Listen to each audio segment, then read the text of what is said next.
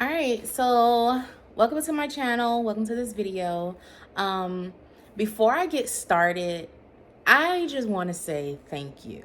I want to say thank you to my family, my friends, strangers, anyone that has seen me, seen my progress, and said, "Girl, you look amazing. I'm proud of you." Even to the people that like a picture. Or even ask questions, because if without the questions this video wouldn't be happening. So thank you, thank you, thank you to the bottom of my heart, and I really appreciate it. It really means a lot. It really means a lot. To get into the video, I want to first start off by saying, if you clicked on this video, obviously you want to know some information about the VSG surgery, and if you don't, then more than welcome to continue to watch. But that's what I'm going to give y'all today. I'm going to give you everything that I know about it, everything that I've been through, how I did it, how I'm doing now, the pros, the cons, and everything, all that good stuff. But for starters, I do want to give a little brief introduction of who I am, because I know there's going to be some people out here that don't know me. So yeah, my name is Courtney.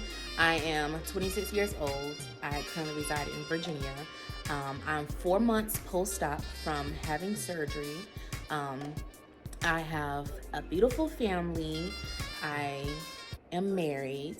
And yeah, that's just a little brief description of me. All right, so to get in the surgery side of stuff, I may be looking down a couple times because I took a lot of notes, okay? Because I didn't want to forget anything. I took a lot of notes. I wanted to tell y'all everything that I knew. If this video is too long, in the description box, I might put timestamps on which part I'm talking about. So if you don't want to watch the whole video, you don't have to. Or if you want to come back to refer to something, you can just go back in the description box. So for starters, let's talk about what I did, what I had done. I had the vertical sleeve, also known as VSG, also known as vertical sleeve gastrectomy. I believe that's how you say it. And pretty much what that is you have this large stomach, and the doctor is, I believe, taking 90% of your stomach and removing it, tossing it, gone away. So now you have a stomach about the size of a newborn, like a little tiny stomach. So in result, you can't eat as much food, and with that you would get weight loss, and that's what I had done. The reason why I chose to have weight loss surgery first, before we go any further, I wasn't aware of it at all. I knew a close family member who had something similar. And then when I heard about it, I did my own research, and then I was like, oh, this is what I want to do. Originally, I wanted to get lipo. But no doctor would work on someone that had a BMI as high as mine. I was 5'4", and I weighed 312 pounds. I believe, yeah, it was 312, 314. I kind of fluctuated between those two. But I was 312 pounds. My BMI was extremely high. I don't really remember what it was, but y'all can figure it out. 5'4", 312 pounds. So no doctor would, do anything that's cosmetic on me, because my BMI was so unhealthy. So in result, I tried working out, tried eating right. And I will say, I'm not saying that doesn't work, because it did work for me for a little bit. But I fell off the wagon. I kept falling off the wagon. I would lose weight, and then I would gain weight back again. I would work out, and then I would stop. It was just a lot of me being inconsistent with the way I was living, pretty much. And that kind of, got me to where I am now. So not bashing anyone that does work out, because it's a lot of mental that goes with it. When you want to lose weight, you got to be consistent and, do what you're supposed to do. Eat right, work out, and stuff like that. But unfortunately, that didn't work for me, so I had to choose another route, which was surgery. So that is why I chose the surgery route. The process of getting started, very simple. I promise you, it's very simple. If you have health insurance, you can do it. Maybe. You can do it maybe. So when I decided that I wanted to have the surgery, the first thing I did was call my insurance company. You have to look at it like insurance companies cover so many things, okay?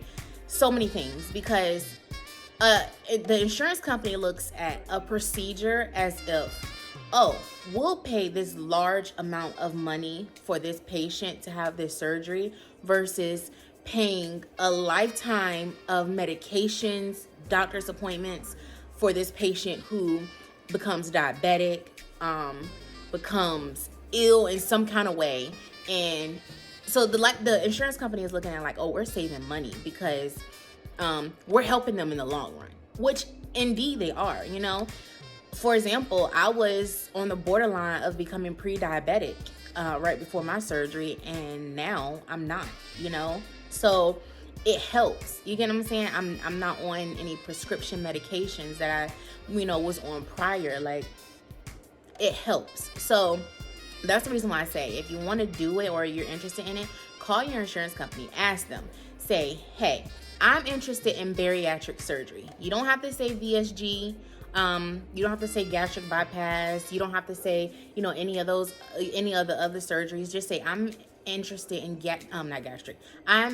interested in bariatric surgery.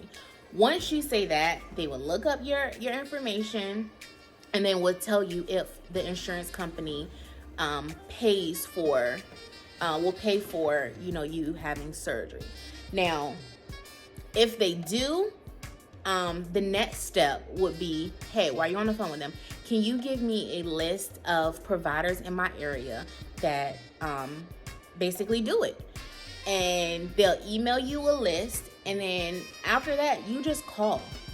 You call and you're like, hey, I want to make a new patient appointment, you know, and then you schedule your appointment from there. Now, while you're also on the phone with the insurance company, they will also tell you the requirements, like the criteria that, you know, that has to be done in order for you to qualify for the surgery. So it might be, hey, yes, your plan does offer coverage for the bariatric surgery, but you have to do X, Y, and Z. So them telling you these things on the phone, you already have a heads up when you get to your very first appointment. Because yeah, your very first appointment, most likely I did, but I met with the person that deals with insurance after I met with my surgeon, and we'll talk about that shortly. And they told me everything that I already knew because I talked to my insurance company. I had to do, now this is just me, I had to do 3 months of classes. I'll talk about that shortly. I had to do a sleep study. The sleep study is basically, they want to see if you have sleep apnea. And come to find out, I had sleep apnea. So here it is, as young as I am, and I have a sleep apnea machine. That's not a permanent thing.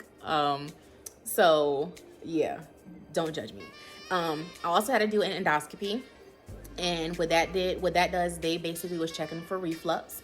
And then I had to do 2 visits with a psychiatrist, I believe. But yeah, so like I said, at your first appointment, at my first appointment, I met with the lady in insurance, and she told me all these things already. She told me all these things that the insurance company told me, so I was already aware of those. At your first appointment, you're also going to meet with the nurse, of course, and then you're going to meet with your surgeon. My surgeon basically went over all the options that I had, the surgeries that I could do. We went over a brief history of, you know, my weight. When did I feel like I started to become overweight, and stuff like that. He asked me if there was a particular surgery that I was interested in, and it was either between the gastric bypass and the gastric sleeve. There is, I believe, a total of like 4 of them. There's like this lap band thing. There's another one. There's another one too. But I believe those 2 surgeries required like another surgery like years down the road, and I wasn't for that. So I immediately canceled those 2 out. And then he went into detail about, you know, the gastric sleeve and the gastric sleeve and the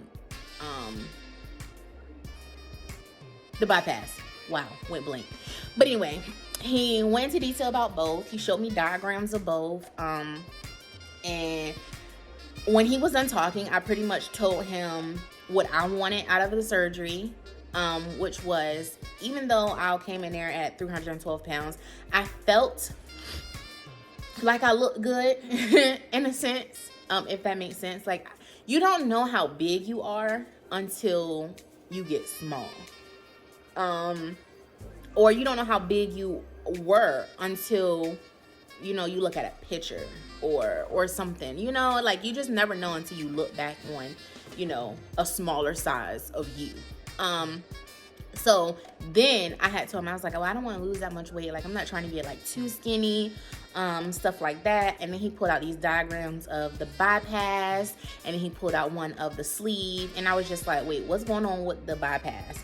And he explained in detail, like, you know, how they have to reroute your intestines, how your food gets digested going another route, and your liquids, you know, go another route. And I was just like, what? And then he explained the sleeve, and I decided with the sleeve. Still, at my very first appointment, I didn't have to make up my mind on which one I wanted right then and there. I had a total of 3 months before those 3 classes were up that I needed to decide. So even after that appointment, I was still going back and forth. I was looking up the pros and cons of both. But ultimately, BSG is the one that I chose. He also told me, he asked me if I was a smoker, and I told him I am a social smoker, marijuana.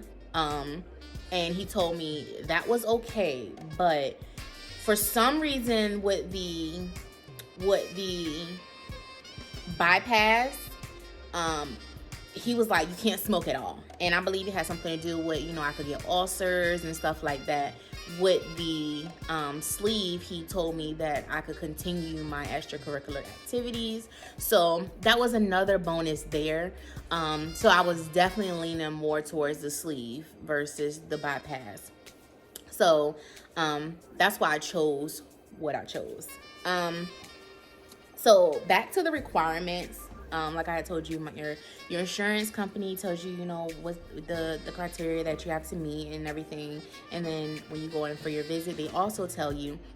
Now, one thing that my insurance didn't require me to do, but my surgeon did, was a 2-week liquid diet before your actual procedure. Now, that 2 liquid diet is no joke, okay? No joke at all. It's not easy. If anybody tells you it's easy, they cheated, because it's not easy. I cheated and it still wasn't easy. I was doing good at first, and something happened. I think I ate some like my daughter's chips or something. But your 2 liquid diet is literally what it sounds like. 2 weeks of liquid. You can eat, you can drink sugar-free, anything that's sugar-free drinks. I believe it was diet drinks up there too. Sugar-free Jello. I want to say it was like low-fat yogurt up there. You can do popsicles, protein shakes. They're going to push them protein shakes on you like crazy. So a lot of protein shakes, and that's pretty much it. But yeah, the 2 liquid diet is not easy. It's no joke. You're gonna lose weight on it.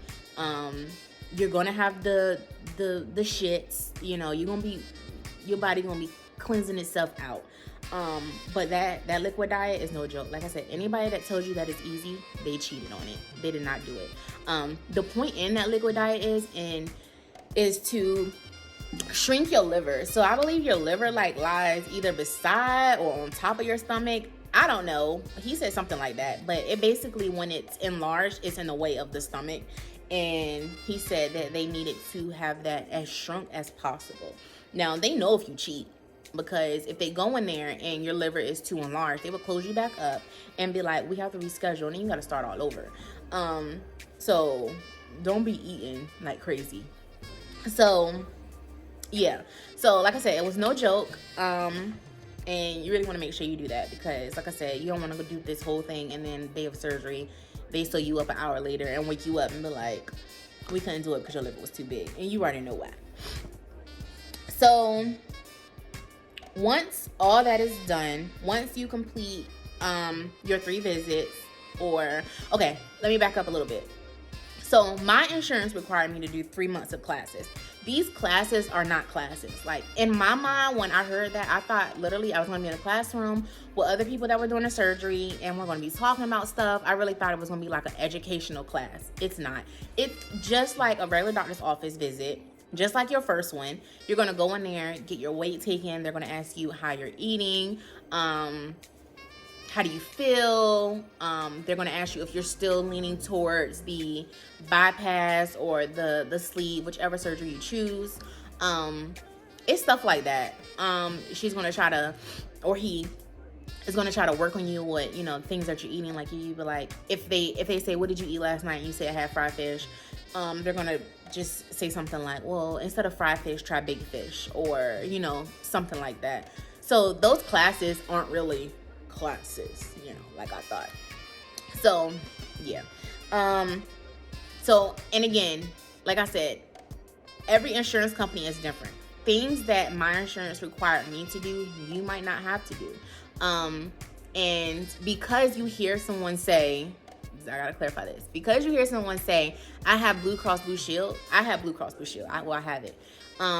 That doesn't mean your insurance company is going to require the same thing. That also doesn't mean that your insurance is going to cover the surgery either.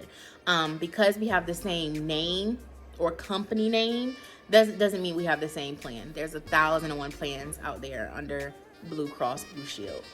It just depends on, you know, what your actual plan covers. So make sure you get on the phone and you inquire about it and talk to them. And then make your appointment, okay? After all that is done, finalized, you go to your very last visit, and at your very last visit, they're basically just telling you how to prepare for surgery. Basically give you, running down like how it's going to be the day of surgery, stuff like that, and yeah, whatever. So they submit all that criteria, and they put it all in like one, and they submit all that to your insurance company. Now, I heard this. I'm not sure if this is true, but I heard this, okay? But it makes sense. I'm going to tell y'all because I feel like y'all should know. All right? Now, through this whole process, you're supposed to be losing weight. You're going to lose weight. You know, you have the two-week liquid diet before your surgery. You're going to lose weight. They take your weight one final time before surgery. Now, if you lose too much weight, let's say you lose, I don't know, let's just say you just lose too much weight from, let's say your time frame was 3 months. You had to do 3 months of classes too. So let's just say from the moment I started to when those 3 months was up, I lost so much weight. I was looking good, feeling good, whatever. And they go to submit everything to my insurance company, my beginning weight, my last weight. My insurance company could have denied me. Now, this is what I heard. I'm not sure if it's true, but it makes sense. Like, again, because your insurance company is looking at it like, okay, she did X, Y, and Z. These classes were working for her. She was taking notes. She was, you know, eating right like she was supposed to. She doesn't need the surgery.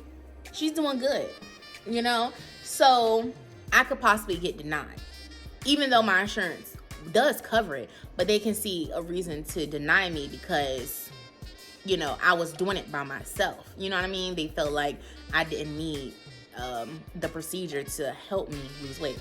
So with that being said, just be mindful of that. I'm not telling anyone, you know, not to lose weight, not to do what you're supposed to do, or even inquire, you know, to, you know, your physician, because like I said, I heard that. I'm not sure if it's true. That didn't apply to me. But yeah. Like I said, when everything was done, at my last visit, my doctor told me that they were going to submit everything to the insurance company within the day. I was being worrisome. Okay, I was being worrisome. I was one of those patients that were worrisome because I wanted to know if my insurance approved me. Now, I wasn't worrisome to my doctor's office, okay? I was calling my insurance company back after back after back, day after day, okay? So let's just say my last visit was on a Monday. My doctor told me he was going to submit everything within a day. Wednesday, morning or afternoon, I was on the phone with my insurance company like, hey, did y'all get the information from my doctor's office, blah blah blah, and if so, could you tell me if my surgery was approved? Like, I was calling them, asking them. I want to say before the week was out, when I called my insurance company, they finally gave me an answer and was like, yes, we received everything and it's covered, blah blah blah blah blah, all that good stuff. So I was fully excited. So once they had told me that they were that it was approved, I then called my doctor's office and I told her that, you know, I just got off the phone with my insurance company and they approved me for surgery. Now, I want to say that same day or the next day, that's when the scheduling department called me and they scheduled me for surgery. My surgery was 2 months out after I actually got the approval. When I actually got the approval, it took me 2 months to actually have my surgery, which was fine with me. I was kind of bummed about it at first because I was just like ready to go. But I appreciated that because, you know, then I had time to, you know, make other, you know, arrangements with like family, kids and stuff like that. So 2 months wasn't bad. So a total, it took me 6 months to do everything from my very first visit to the moment that I had surgery. 6 months total. Now, my surgery, I want to say, was not completely free. It was not completely free. I still had to pay some money, okay? Now, I'm not a big insurance person far as like knowing like the knowledge behind it or whatever, but when my surgery came around for me to do everything, actually have my surgery, I did not meet my out-of-pocket max. So let's just say my out-of-pocket max was, I don't recall right now, let's just say it was $2,000 and I only met $1,500 of that. So I would have had to pay $500 to meet my out-of-pocket max. So that's the part that I had to pay. Something like that. They told me that I had to pay $2,000. No, I want to say it was like $1,800, but I had to pay a total of $500 before my surgery. But I knew that well in advance. Yeah, so that was the only thing. I'm not sure why it didn't pay the whole thing. Now, I know for sure if I would have met my out-of-pocket max, my insurance would have been completely free. I wouldn't have had to pay a coin, but the day of surgery, I had to pay $500. That's all I remember. So I'm not saying that, don't look at it like if you do call your insurance company or like your procedure is going to be completely free and they're not going to ask for some money, because everything's about a coin at the end of the day.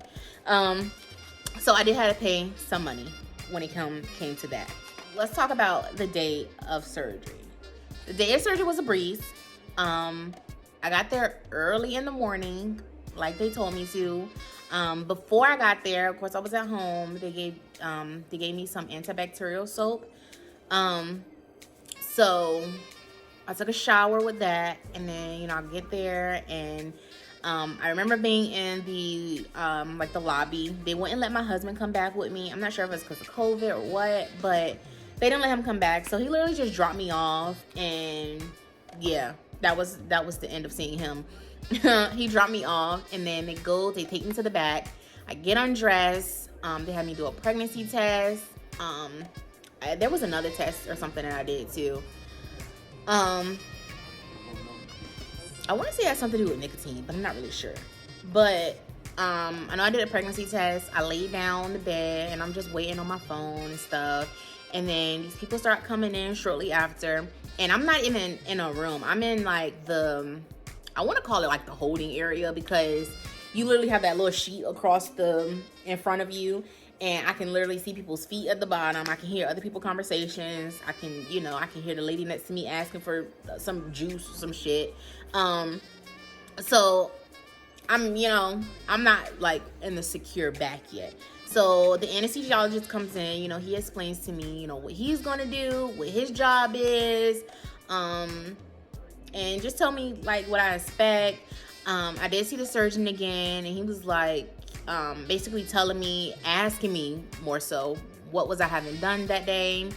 So many people asked me that day. I don't know if it was like, if it's like a hospital thing, if they just like want to verify, I know what's going on. But everybody that I talked to was like, what are you having done today? I'm like, shouldn't you know already? That's what I started to think, that like, shouldn't you know?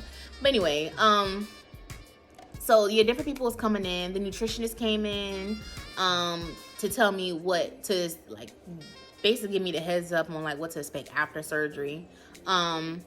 And the nurses and stuff were still in there, the anesthesiologist still in there. Like, everybody like just kind of like hovered over me. We was talking. Like, one person would come in and talk to me, he'll stay there. The next person would come, he'll stay there. And then like before you know, it was like 4 or 5 people, physicians in around me. And then before I know it, y'all, I was fucking out. Okay, I was asleep. I don't remember anything. Nobody told me they was giving me anything. I did have an IV in my arm and everything. Yeah, I remember. Yeah, they gave me an IV. They gave me a shot to prevent blood clots. But I was wide awake for that. I was wide awake for my IV, but I don't remember anybody sticking anything in the IV to knock me out. I don't know. But I will tell you, when I woke up from surgery, okay, y'all, when I woke up from surgery, I thought I was dying. I thought I was dying, okay? And I don't know if I felt like this because I didn't know if somebody was, I didn't know they were like putting me to sleep. Like, I feel like I wish I would have had a heads up. Like, okay, you about to get knocked out, Courtney. Like, it was just like out and then woke up in pain. Like, I don't know. But when I woke up, I was in the most excruciating pain that I've ever been in my entire life. No exaggeration. No exaggeration. Like, it was horrible. It was horrible. Okay, I can't even, I'm gonna describe it the best that I can. It wasn't the surgery that hurt. It's the gas, okay? I've never had gas in my chest before. And that hurt so bad.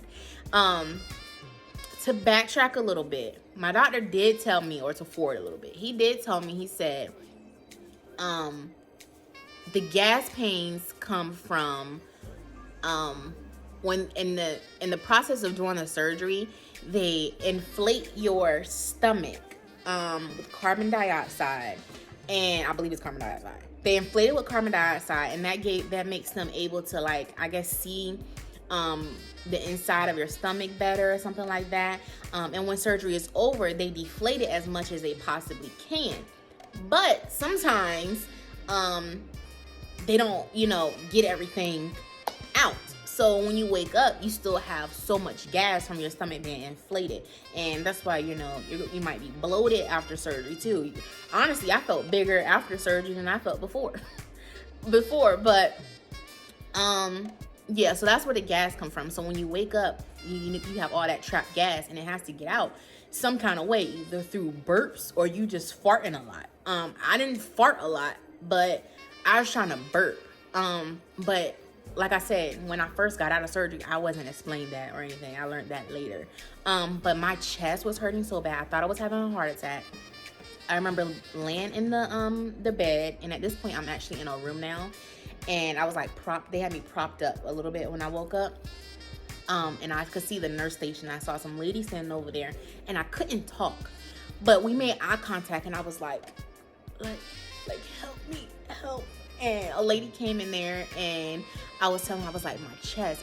All I kept telling her, I was like, my chest hurts. And she was like, okay, I'm gonna give you something. And then I asked her for my phone, because I could see my phone on the counter. She said no, because she didn't want me to drop it. I didn't think anything of it. I was just like, now that I'm thinking about it, I probably would have dropped that shit, because I was hurting, like, my legs. I was trying to move my legs. My legs were moving, but I was, how like when you're in pain, you're like just like fidgety, you just moving, like everything, you're just trying to get comfortable. It was like that. And then this lady walks out, another nurse walks in, and I told her the same thing. I was like, my chest really hurts. This nurse took my blood pressure, and she was like, okay. That's all she said. She was like, okay. She didn't really say much. And then I asked her to pass me my phone. She gave me my phone. Then I called my husband right then and there, and I remember talking to him, and I'm like, babe, my chest hurts. Like, that's all I kept telling him. That's the last thing I remember. And then I woke up again in another room. But this time in this room, I wasn't in the bed. I was in a chair. And that's all I remember. I was in a chair. And I was like I was sitting up a little bit, but like laying back just a little bit too. And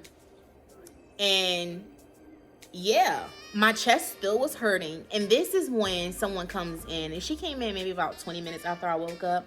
She came in, and I was telling her, you know, how I was feeling, whatever. I was like, my chest is hurting. Now, my chest wasn't hurting as bad as it was when I first woke up from the hospital, but it was hurting. They gave me some Gas-X and some other pain. I think it was just Tylenol. She told me I needed to walk as much as possible, because that would, you know, get out the gas.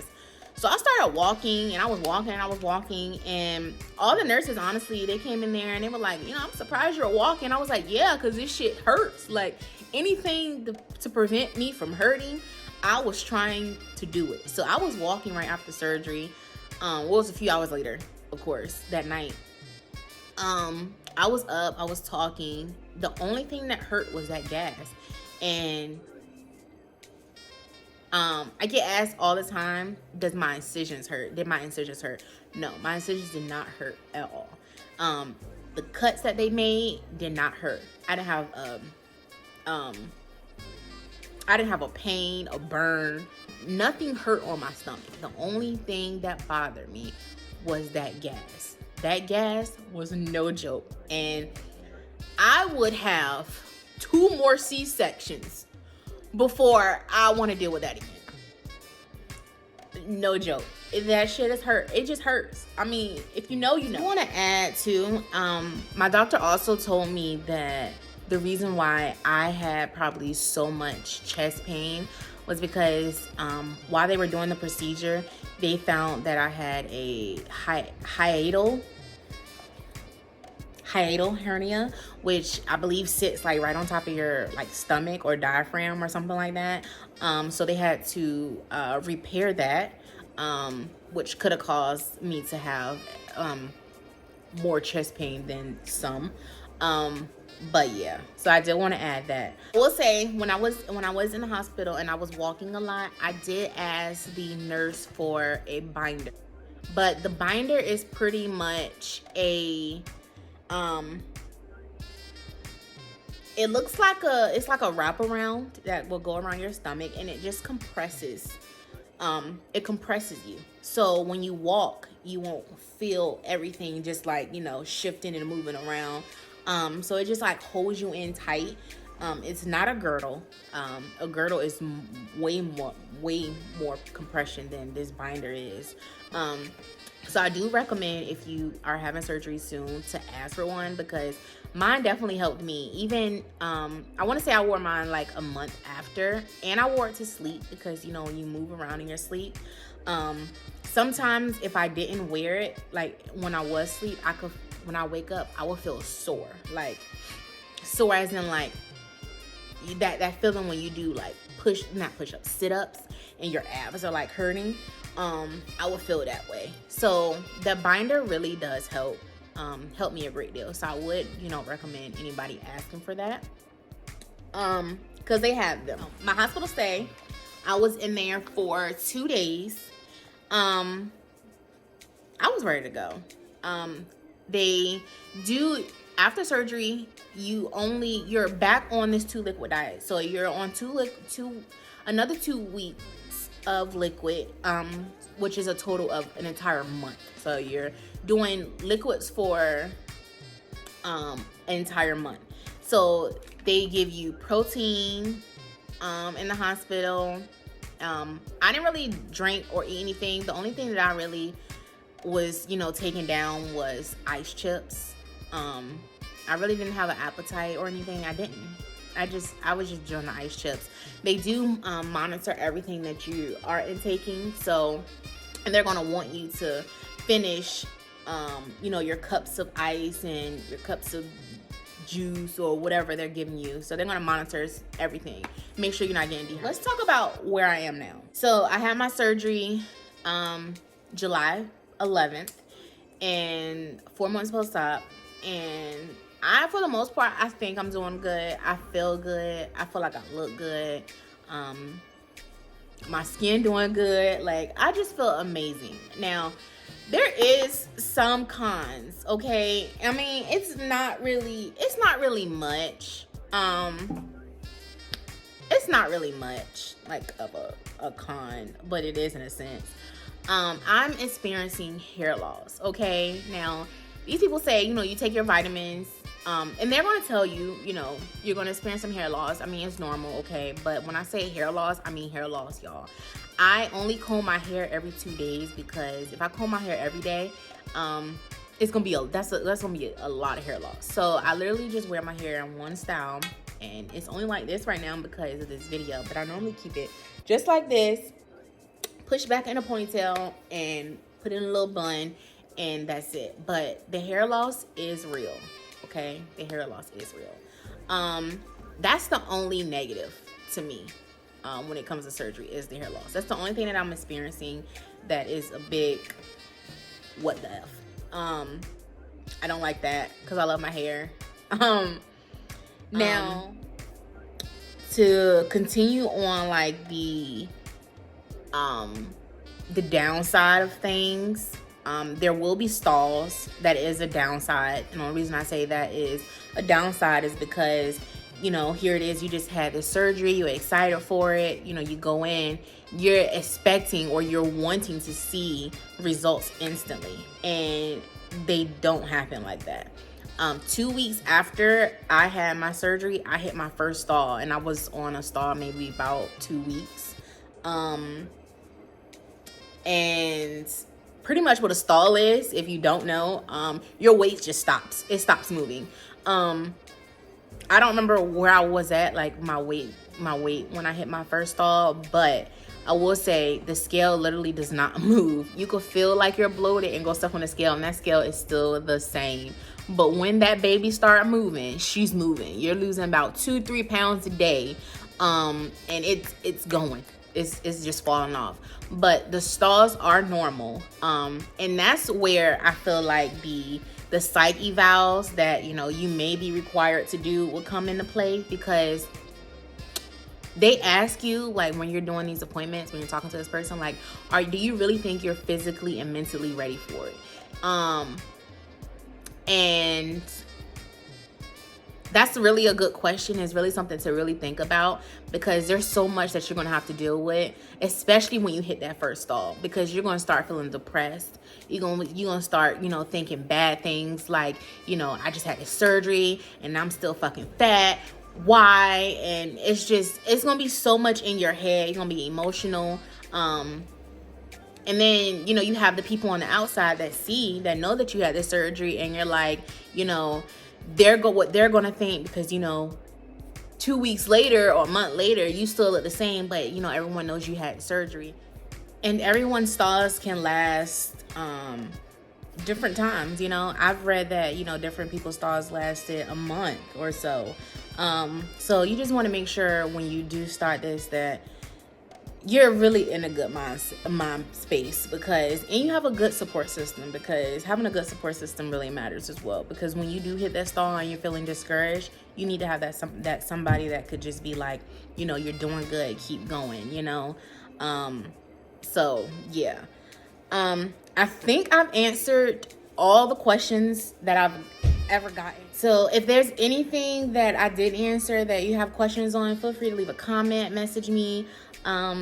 Yeah, and make sure y'all follow me on my social media, okay? Thanks for all your questions, and again, thank you for all your love and your support. And if you're about to have surgery, good luck to you. You won't regret it.